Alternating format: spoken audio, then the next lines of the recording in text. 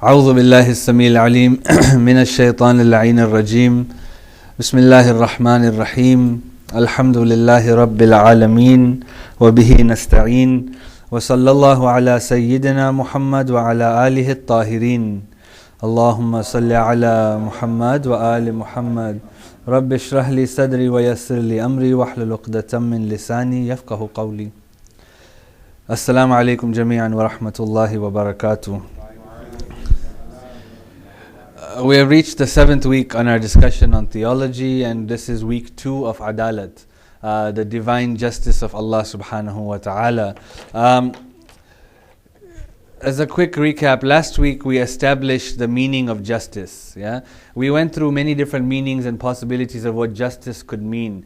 We said, does justice mean balance? And we said it does not mean balance, because balance, the opposite of balance would be imbalance rather than injustice. We said justice does not mean that Allah subhanahu wa ta'ala treats everybody equally. Rather, what we meant by justice is that every existent acquiring the degree of existence and perfection that it merits, and which is possible for it. Allah subhanahu wa ta'ala in creation of the existences gives each existence the possibility and all the grace it requires to reach perfection. Now whether that being reaches perfection or not, that's not up to Allah subhanahu wa ta'ala. No doubt His ilm, His knowledge covers that, but we don't want to get into that. That's our free will dictates how we maximize the ability to reach perfection.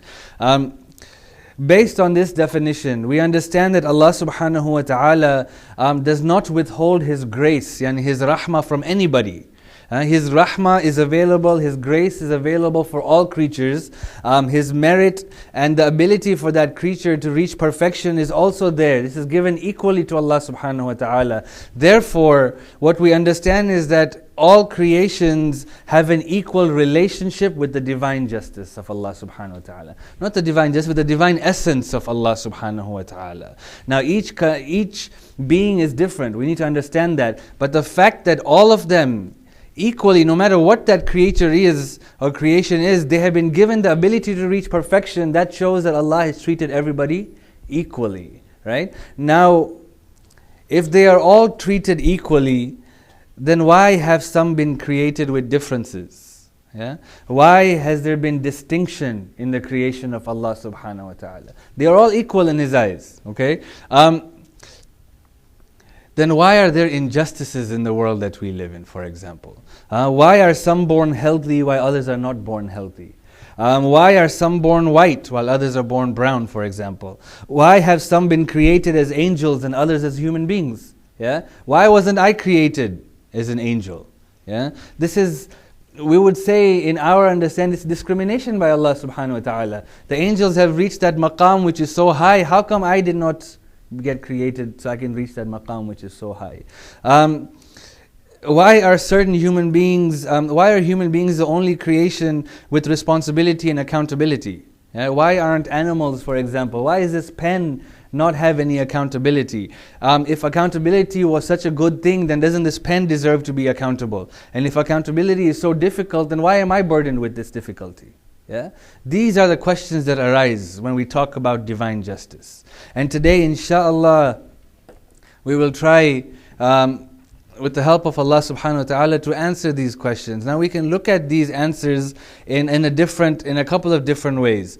There's something which is a simple answer, and even the simple answer is not that simple when you think about it. It is quite philosophical. But then there is even a deeper answer to this. I like the simple answer. The simple answer is we do not know. We do not know why we have been created like this. And this is a beautiful answer. This answer truly brings comfort in us, doesn't it? We don't know. So we don't know, we deal with what we have.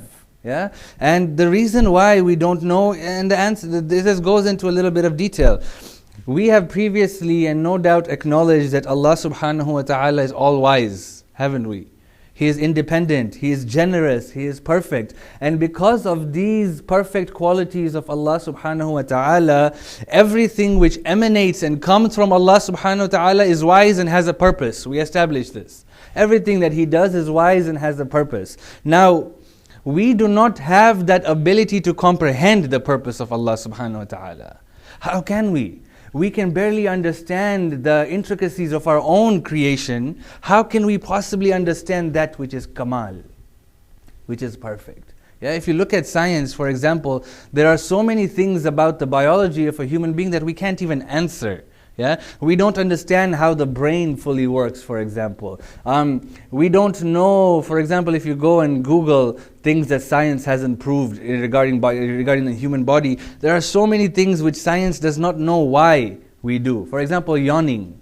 Yeah, we don't know why we yawn. And we don't know why yawning is so addictive. Yeah, if I do it, you'll do it right now. Yeah, we don't know the placebo effect. You know, the placebo effect is when the scientists are testing something. They have a real drug and that which is a placebo, which does nothing. It is like a vitamin pill. And the placebo effect has such a strong effect on the human mind that people actually get healed from not taking the real medicine because they think they are getting the real medicine. If you look at the placebo effect, you find that sometimes doctors have done fake surgeries and the results have been as good as the real surgeries which are done. Why? Because the mind is tricked. So we don't understand that. Science doesn't understand how that can take into effect. If we cannot understand these simple things about the creation which is imperfect, how are we possibly to know that which is perfect in Allah subhanahu wa ta'ala?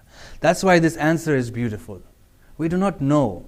We do not know why He has made things into differences. Why He has created certain things the way He has and certain things the way He doesn't. The problem which arises with this, right? The problem, and this is going a little bit more detail, the problem that people get into who try and understand the wisdom and purpose of God is their lack of understanding of God comes out. Okay? When we try to understand and say that this is why Allah has done this, it actually shows that our lack of understanding of Allah subhanahu wa ta'ala. Because rather than trying to understand Allah subhanahu wa ta'ala independently, they see Allah as a reflection of His creation. Yeah, now this is wrong.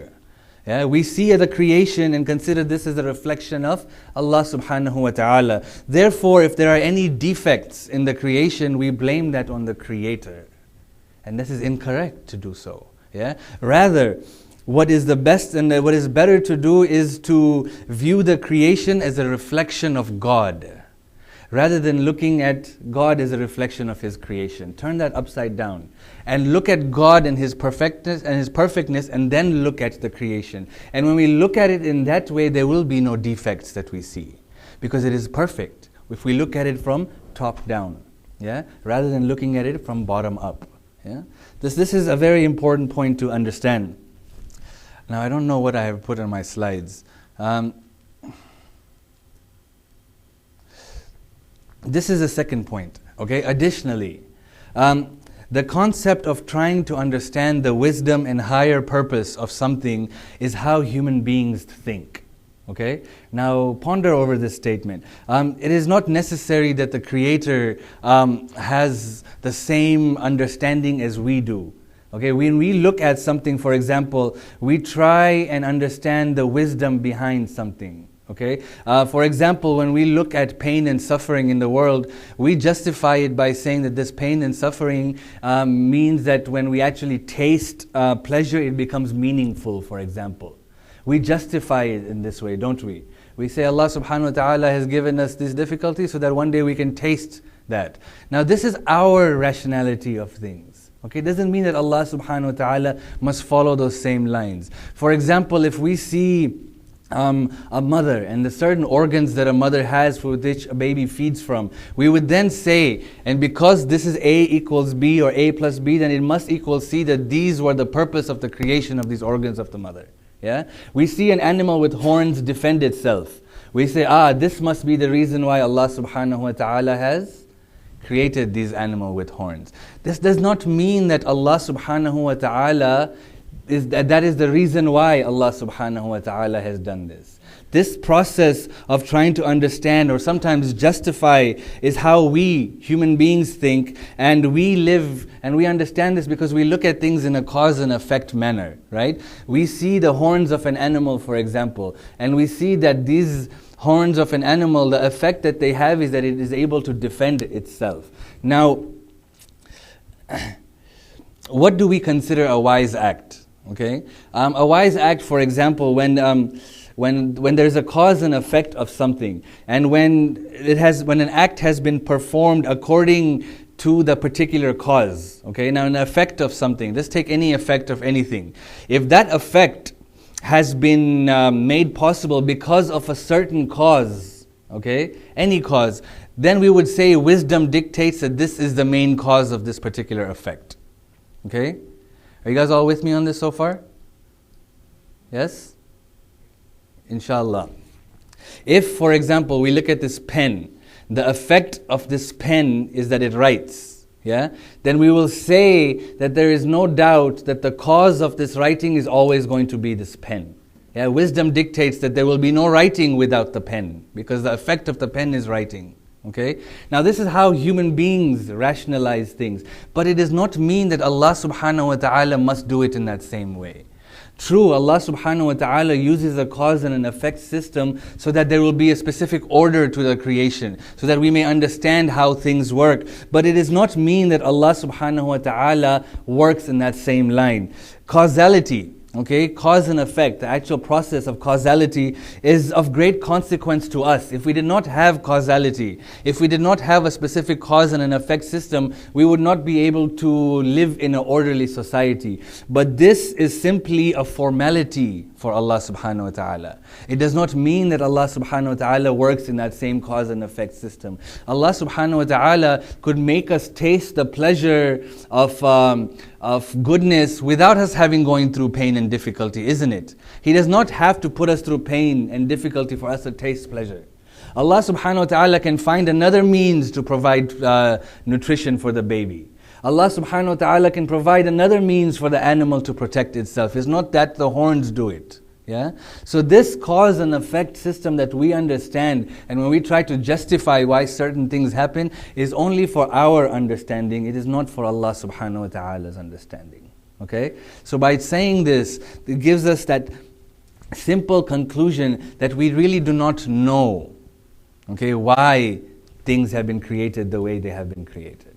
We do not know why certain people were created white and certain created brown. We do not know why certain people were created handicapped and other people were not created handicapped.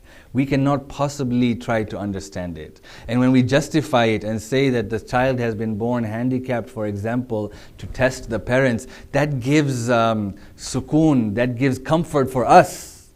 Doesn't mean that Allah subhanahu wa ta'ala did it for this purpose. Okay? Is this understood so far? Yeah? Even if it's not, hold your questions inshallah till later. Alright, that's the simple answer. Alright, now we get into a slightly deeper answer.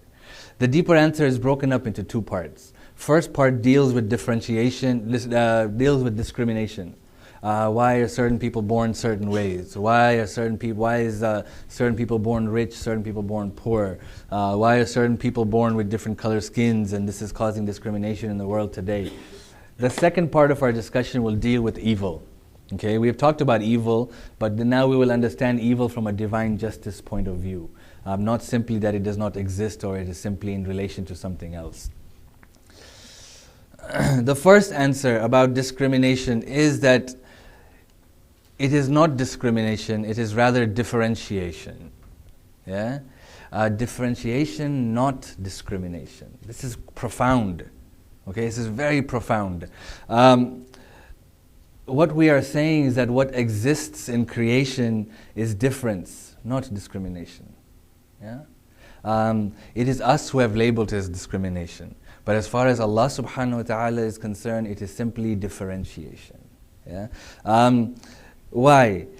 Discrimination occurs when you provide certain things with the equal conditions. Okay, you provide them with the same conditions and similar potentials, and then you make a distinction amongst them.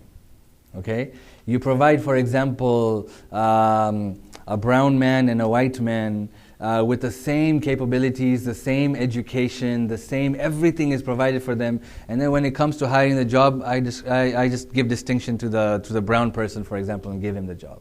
Yeah, this is discrimination. Okay, but differentiation occurs when conditions are unequal to begin with, and then a distinction is made between things. That's simply a differentiation. That's not distinct. That's not discrimination, because they were not equal to begin with. We have differentiated these two things. Now, to give an example, the natural example we gave last time was that of a teacher, right? A teacher has the same two students who are getting the same exact marks, and they're getting the same and have the same perfect attendance, and yet the teacher makes a distinction and gives one of them student of the month, for example, rather than the other. That's called discrimination. But if a teacher knows that one student is more brilliant than the other student, and the work of that student shows that they are more brilliant than the other one, and then the teacher shows distinction between one of them, that is not discrimination, it is rather differentiation. She's just showing, or he's just showing, that there is a difference between those two. To give another example, you take two containers, for example. One, and they're both 10 liter containers, for example. Now, you put them both under a faucet, yeah, but you only fill one halfway and you fill the other one full. This is called discrimination. Yeah, because you did not give that second container the chance to reach this perfection. But if Allah subhanahu wa ta'ala was to create these two containers, one of them is 10 liters and one of them is 5 liters, and He gives the ability for both of these containers to be filled to its top, that is not discrimination. It is simply differentiation. Yeah, is that understood? That is how we are created. We are all created with different capabilities and capacities. But He gives us the ability to reach our max, no matter how we are created. No matter how we are created. Whether we are created with deficiencies, whether we are created in poverty, the fact that He gives us that ability to reach our perfection shows that He is not discriminating on anybody. He's rather simply showing differentiation. Yeah, it is a fine point, but it is a very important point to understand. As Allah subhanahu wa ta'ala says, "Inna akramakum indallahi atqakum." It is not that you are white or you are black that makes me special to me. In the end, what's important to me is your taqwa, Allah subhanahu wa ta'ala says. Okay? Now, when Allah subhanahu wa ta'ala has created not on discrimination, rather differentiation, we need to understand this point very importantly, and that's why I'm harping on it again. He has created beings, all the beings with different potentials. Okay? Each being is created, you and I are created with different potentials. We don't know what our potential is, so we can work the hardest and reach the best of our potential. However, there is no doubt, out of His grace and rahmah, He has dealt differently with the beings of different potentials. This is also very important. Just now, if He creates somebody who has a different potential of somebody else, it would be unjust of Him to then deal with both of them in the same manner. And He will not do that. The people who have born with slightly lesser potentials will be given a higher, will be judged differently than the ones who have been given a higher potential. Okay? Now, the question that arises, and I'm sure it's already crossing your mind, is that why did He create differences? Yeah? Wouldn't it have been just nice if He created everybody equally and then give everybody that same potential, and then for them to reach that maximum ability?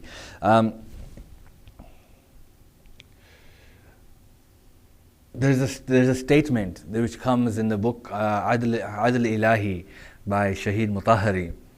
And he says the differences between beings are innate and essential. Okay? Very profound. The differences that you and I have are part of our being, our essence. Okay? It is not something which is developed over time. It is innate, and it is essential, and a necessity of the system of causes and effects. We need to understand this statement very well. Okay, not only are the differences between you and I innate and part of our essence, the differences between you and I are necessary for there to be a proper system of cause and effect in the world. For the world to have a proper balance, there needs to be these differences, in other words. Okay, now this again requires some understanding. We have clearly established that the world has a specific order to it. Haven't we? We know there is a cause and effect system in this world, and each cause has a specific effect, and each effect comes from a specific cause. You will not find arbitrarily an effect coming from just an arbitrary cause, nor will you find an arbitrary cause giving an arbitrary effect. There is a specific effect for every cause. Yeah? If I slap you, the effect of that, it will hurt. It will not be pleasurable. Yeah? That is the cause and effect that we live in. Okay? Everything has a specific cause and effect. The specific order that we are trying to understand can be understood in two ways. Okay? There is the vertical order of Allah subhanahu wa ta'ala, and there is the horizontal order. This is very important. Okay? This is very, very important. The vertical order. Vertical is this way? Yes. Yeah, last time I got it wrong. The vertical order, okay, that Allah subhanahu wa ta'ala has created can be understood as the hierarchy of cause and effect. Okay? Or the hierarchy in the creation and existence of things. This is very important. That means the creation, this has to do with the creation, okay? The creation of anything has come from a certain hierarchy, okay? It is coming from top to down. At the apex of this hierarchy sits Allah subhanahu wa ta'ala. Yeah? It is He who is the primary cause of everything, so naturally He should be sitting at the top of this hierarchy. Okay? Then follows angels, for example. Okay? Then, and as we know, even within the angels, there are those who have hierarchy amongst themselves. There is Jibreel, there is Mikael, who is in charge of provision. There is Israel, who is in charge of death. And some who are messengers, some who are distributors of affairs, some who are executors of affairs. The exact and clear hierarchy is not known to us, but there is a hierarchy. Yeah? And then it can come down to prophets. And then it can come down to even us as far as creation is concerned. But there is no doubt and hierarchy. And there's a beautiful verse in the Quran where the angels are saying, وَمَا مِنَّا إِلَّا لَهُ مَقَامٌ مَعْلُومٌ. Yeah? There is none amongst us but that they have a known place. That means the angels know where they sit in the hierarchy of Allah subhanahu wa ta'ala. Now, what we need to understand is that if Allah subhanahu wa ta'ala is sitting at the apex of this hierarchy, and there are angels who are carrying out His affairs, there's an angel of death who's doing that work, there's an angel of provision who is doing his work, there's an angel of revelation who's doing his work. That does not mean that Allah subhanahu wa ta'ala is not the cause of everything. Yeah, you can take a very easy example and say that the CEO of a company who has managers doing the work, in the end, the blame will come back to the CEO, won't it? And the credit will come back to the CEO. So no matter if the CEO assigns tasks for the managers to do, it is still coming from the CEO down. And Allah subhanahu wa ta'ala, in this very primitive example that I gave, is the same way. For example, there are verses in the Quran. Allah subhanahu wa ta'ala says in Surah Al-Sajdah, verse number 5, يُدَبِّرُ الْأَمْرُ مِنَ السَّمَاءِ إِلَى الْأَرْضِ. He, Allah subhanahu wa ta'ala, directs the command from the heaven and the earth. That's Allah. He is the one who directs this command. However, if you look at Surah Al-Naziyat, in Surah number 79, verse number 5, Allah subhanahu wa ta'ala says, فَالْمُدَبِّرَاتِ أَمْرًا. He says, by those who direct the affairs of creation. In the previous verse, He said, I direct the affairs of creation. In another verse, He says, the angels who are directing the affairs of creation. In the end, it is the same. It is Allah subhanahu wa ta'ala who is that primary cause. Now, if we understand then in this vertical order, there is a certain order in far as how creation comes about. The mistake which is made by you and I, or maybe just I, okay, is that I think that an imperfect being can occupy the position of a perfect being. I think I can occupy the position of an angel, for example. And I ask, why was I not created an angel? I ask, why was I not created a prophet? Yeah? But we need to understand that there is a specific order to Allah subhanahu wa ta'ala's creation. See, the mistake that comes about is that we understand the hierarchical order not from how Allah subhanahu wa ta'ala's perspective, but rather in a humanistic and an artificial perspective. In the world that we live in, a ruler can be ruled, can't they? And a ruled can be a ruler, right? Somebody who is a ruler, after 20 years their term ends and now they're being ruled. Yeah? And if we understand it in this way, then we ask that question. If a ruler can be ruled and a ruled can be a ruler, why wasn't I created as a prophet? We think that it works in the same manner. Yeah? But there is an order to this creation of Allah subhanahu wa ta'ala. So everything has a specific cause, yeah, in this hierarchy, this vertical hierarchy, thus resulting in a specific effect. Therefore, it's very important to understand that every existent is inseparable from where they are. Where you and I are and how we have been put in this order, it is who we are, what we are meant to have been. Yeah? We are what we are. There is no changing this as far as the hierarchy of Allah subhanahu wa ta'ala is concerned. And therefore, you know the statement that the angels have said about themselves, وَمَا مِنَّا إِلَّا لَهُ مَقَامٌ مَعْلُومٌ, it is true for human beings as well. وَمَا مِنَّا, and there is none amongst us except that we are in a known place. We are where we are. Yeah? I could never have been a prophet. I could never have been an imam. I am where I am. Yeah? And this, I'm not explaining the doubts, but think about this as far as the doubts which occur and the ishkal, the problems that we have. This answers this in a way, okay? Now, this is the vertical order. Now there is that which is the horizontal order. Yeah? Vertical order, now there is that which is the horizontal playing field. This horizontal order governs the material world that we live in. Whenever we inquire into an event, whenever we look at an event, we tend to look at that event alone, not taking into account what status or position that event occupies in the created order. Yeah? We look at, for example, the attack, World War II. We look at it as an independent event. But we fail to understand or look at the complete picture and what causes led up to World War II. Every event which takes place in history, every event which takes place in our life happens because of the cause and effect system. A fire will never start without the proper circumstances and conditions for the fire to start. Yeah? So even in the vertical order, just like in the horizontal order, there is a cause and effect system which deals with the creation. In the horizontal order, there is as well a cause and an effect system of why things happen. Okay? So if we understand this, if we understand this, then we ask a very important question. Yeah? So this is the law of creation that we're talking about. Okay? The horizontal and the vertical order.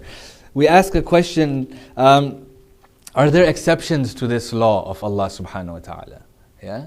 This horizontal and vertical order where everything happens from a cause and an effect system, we ask the question, are there then exceptions which happen?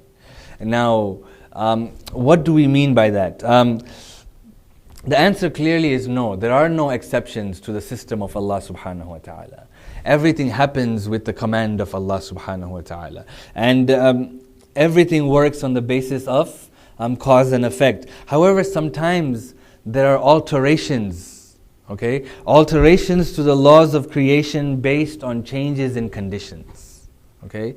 Based on changes in conditions, there is an alteration to the law of God. But that does not mean that the law of God has changed. Rather, God has set certain parameters. And He says, if you follow the same cause and effect system that I want you to follow, you will find certain results. But if you change the conditions, you will then find other results. Yani it is always controlled by Allah subhanahu wa ta'ala, but He has simply set external measures.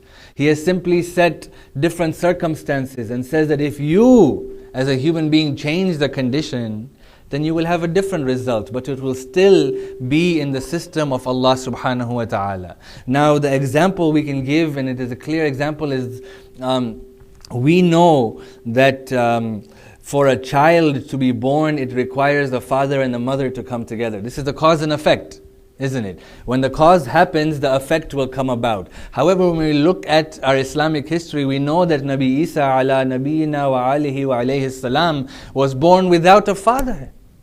Does this not change the cause and effect system? Isn't this an exception? The answer is it is not an exception. It is simply an alteration, which Allah subhanahu wa ta'ala said that if this, because of this alteration, a different cause and effect system comes into play. Yeah. Now we can give examples of this in our understanding or in our real life. If we change certain conditions, for example, children born outside of marriage, medication taken during the course of pregnancy, certain medical condition passed on from generation to generation, hoarding of wealth and resources which belong to all, we will find that a new law comes from Allah subhanahu wa ta'ala. In the case of extramarital affairs and children being born, you will find that Allah subhanahu wa ta'ala strips certain rights away from the child. The child cannot lead Salatul Jama'ah, for example. It's not the child's fault, is it? It is the parents who messed around.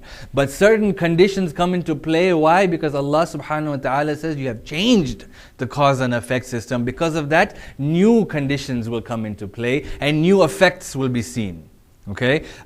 When certain medication, for example, is taken during pregnancy, certain deformities will occur in children, for example. There's a case in England in the 70s, if I'm not mistaken. Doctors were prescribing a certain medication to women to take during pregnancy. The result of this was tens and thousands of children born handicapped. Yeah?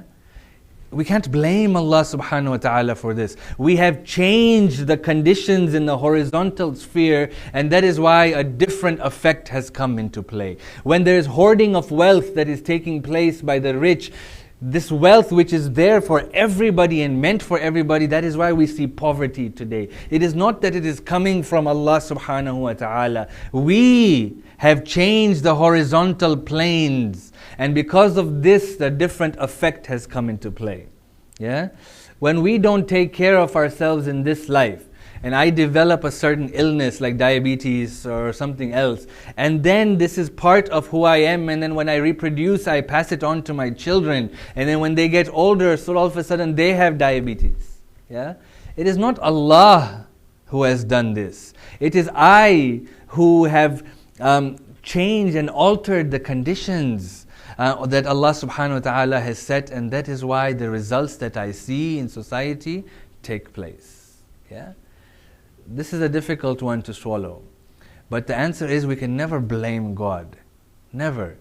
Yeah? Because if we were to follow this vertical and horizontal order, there would be no problems in the world that we live in today. It is a reality. Yeah?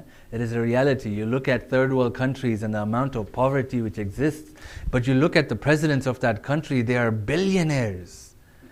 Multi-billionaires. You look at the president of Egypt, Mubarak, how much did he leave with? You look at the president of Kenya, how much did he leave with? You look at Saddam and how much money did he hide? Well, the country was living in poverty. Allah has said, I have provided enough rizq for everybody.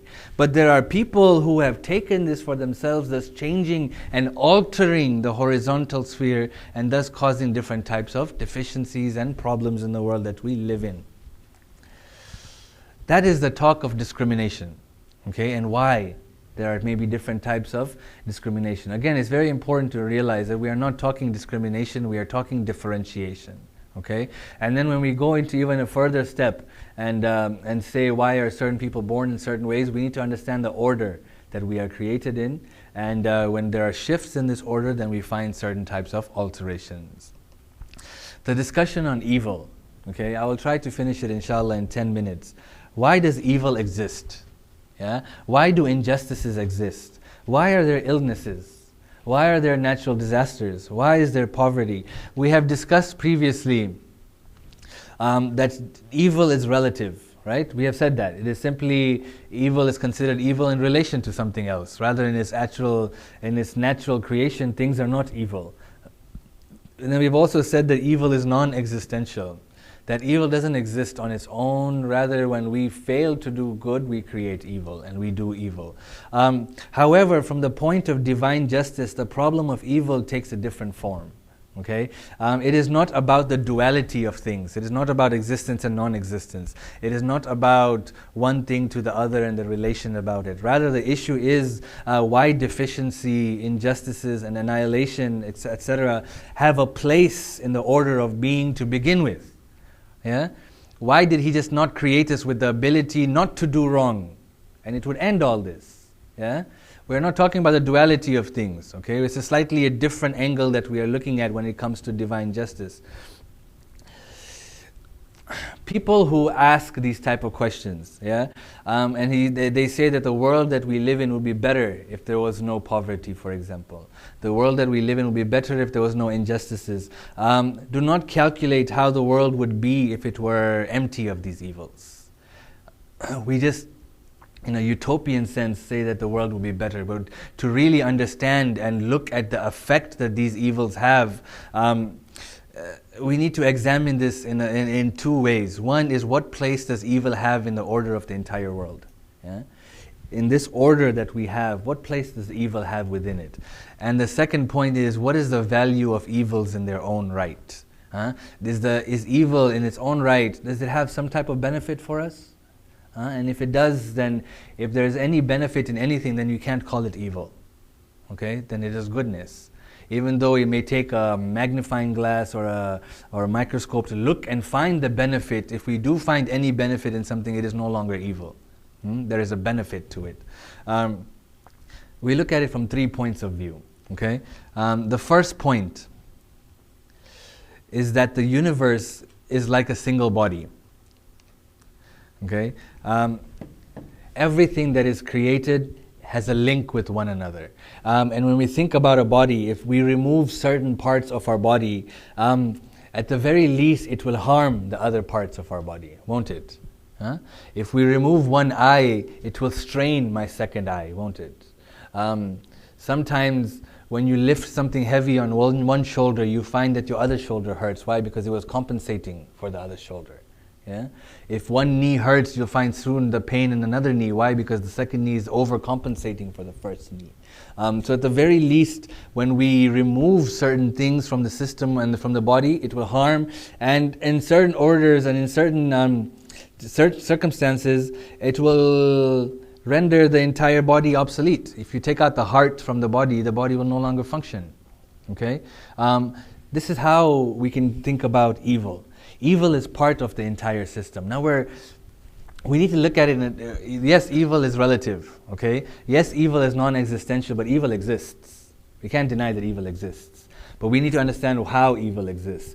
Because evil exists, if we were to truly understand the importance of evil that is playing in this universe, if we were to remove evil from the universe would cease to exist. Because it is part of a human, but it is like a body. Okay. Now the example which is given, and is a beautiful example, is that when you take a painting, any painting, the painting is painted with different colors, with different shades, with different shapes, yeah? And that is what makes the painting beautiful. If the painting was entirely one color, we would never say that is a beautiful painting, yeah? The same way about the universe that we live in. The universe is a beautiful universe because it has these different forms and different things which are taking place in the universe. The goodness which is taking place, the evil which is taking place, the fight which is taking place between these two. This is how evil completes the universe. Okay? Let me finish the points and it will make more sense, inshallah. Second, okay, because evil is completes the universe is what we are saying. Why? The question is, why does evil complete the universe? And the answer is quite beautiful, is that evil is the manifester of goodness. Okay? Evil manifests and shows the goodness. Yeah? The example that Shahid Mutahari gives is that he says, the way evil manifests beauty is the manifests goodness is the same way that ugliness manifests beauty. Yeah. I don't like to use these words, but this is what a great scholar has used, so I will use them. If everybody was as beautiful as Nabi Yusuf alayhi salam, there would be no value to beauty.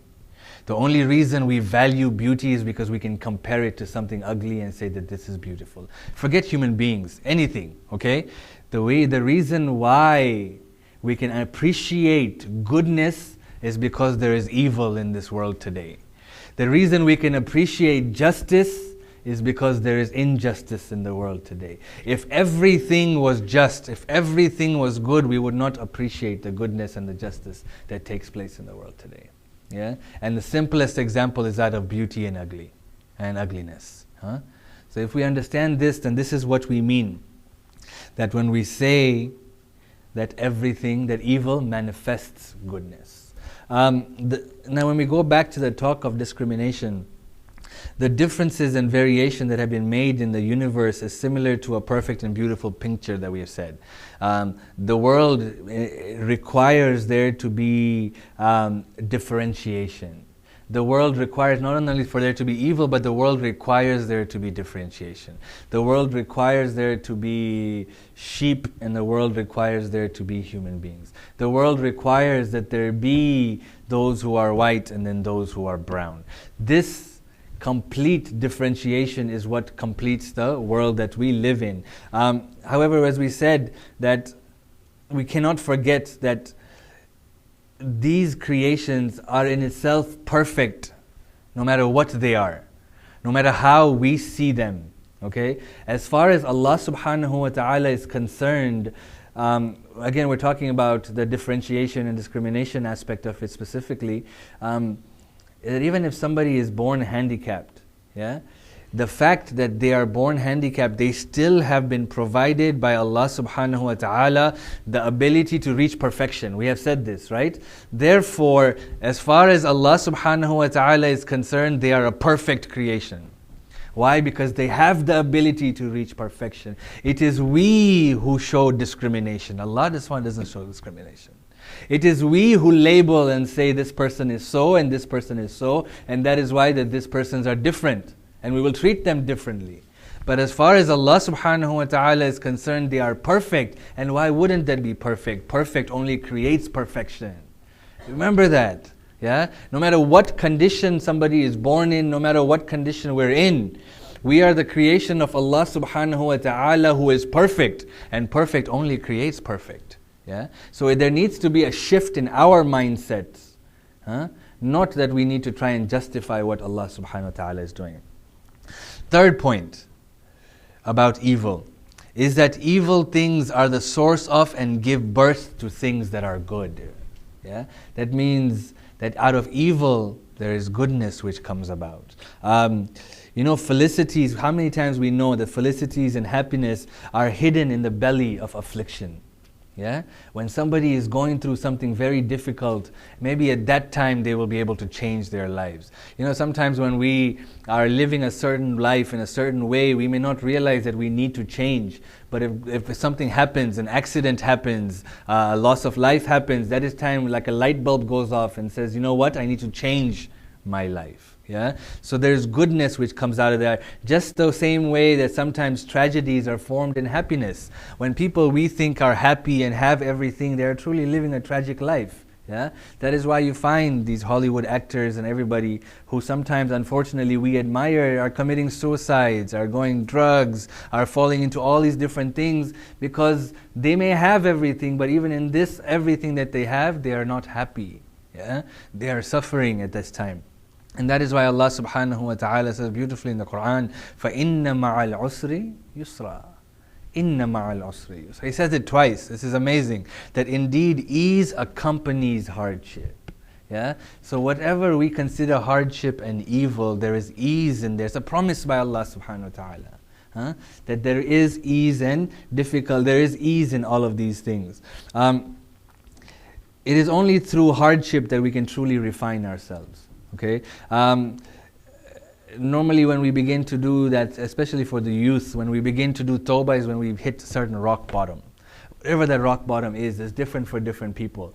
That is when we have an awakening. And it is only through tests do we become better human beings. There's, in a letter in Nahj al-Balagha, absolutely beautiful letter and description by Imam Ali alayhi salam to his Allahumma salli ala Muhammad wa ali Muhammad, to his governor of Basra, Uthman bin Hunayf. This is a famous story, letter number 45 in Nahj al-Balagha.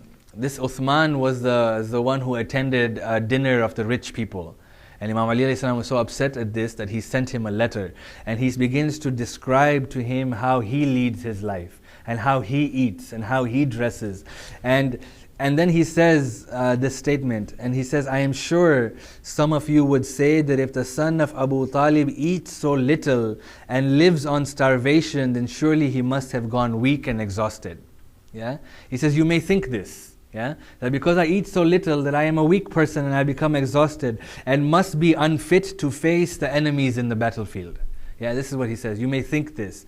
But, he says, you must remember that hardy trees which grow on the border of deserts have a stronger timber, and trees which are found in marshy lands have thin bark and soft wood. Subhanallah. Look at this analogy presented by Imam Ali alayhi salam. And he says, similarly, when the former, that which grows in the deserts, are lit up, they burn longer and with a very strong glow and give out more heat than that which grows in weak land and marshy lands. Yeah? This is the point of evil. It makes us into better human beings. It brings us closer to Allah subhanahu wa ta'ala. And because that there is this goodness there, then there is a point to this evil. And it is not truly evil. Anything which, as we said, which has goodness cannot be considered evil. And this is just another point again, that as we know that blessings of the world, like tribulations, can be a source of ascent and felicity, and at the same time they can be a source of wretchedness. Poverty is not absolute wretchedness. There's benefit to poverty. And the same way, wealth is not absolute good felicity. It's not goodness completely. It depends on what you do with them. Yeah? This is how these questions that arise from this subject are discussed. وَصَلَّى اللَّهُ عَلَى سَيِّدِنَا مُحَمَّدٍ وَعَلَى آلِهِ الطَّاهِرِينَ اللهم صل على محمد وآل محمد.